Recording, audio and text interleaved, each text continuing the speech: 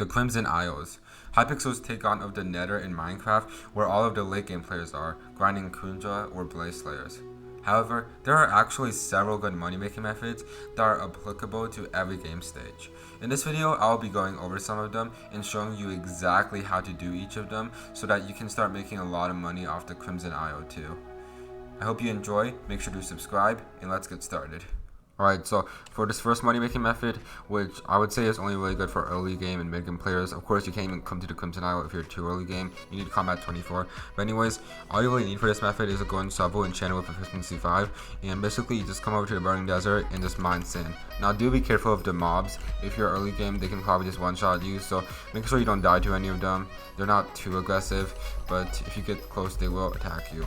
Anyways, if you want to make more money from this setup, what I recommend you do is wear a full set of Young Dragon armor. As you can see, this is my setup, and use that with a snail pet, which gives you mining fortune towards blocks like red sand. As you can see right now, a level 50 snail pet is giving me 100 mining fortune, which basically doubles the amount of money I make from red sand mining, because I don't have any base mining fortune towards red sand, as regular mining fortune does not apply to these type of blocks. And if you had level 100 snail with the same like setup, then you would be making triple the amount of coins. Alright, so the next method, which I would say is mainly best for mid-game players, is glowstone mining and quartz mining. I just count them as one method because they're basically in the same place, just two different ores.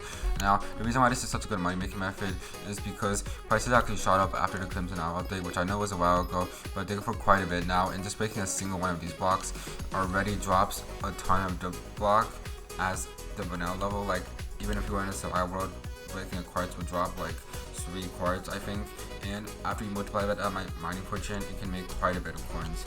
Also, glowstone and quartz are some of the best collections in the game.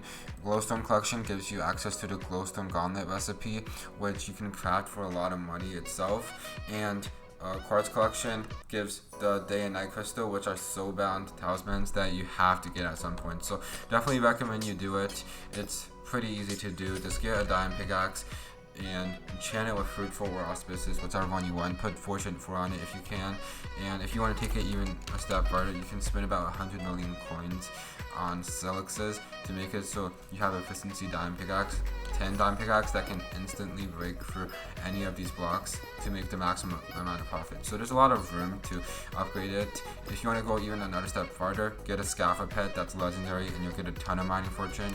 But of course, just a simple setup of a diamond pickaxe can also make a lot of coins itself. Like breaking a single glowstone for me gives about 400 coins. Okay, that's like 2,000 coins already. Alright, so this next money making method, it's going to be more mid to late game because it needs some setup.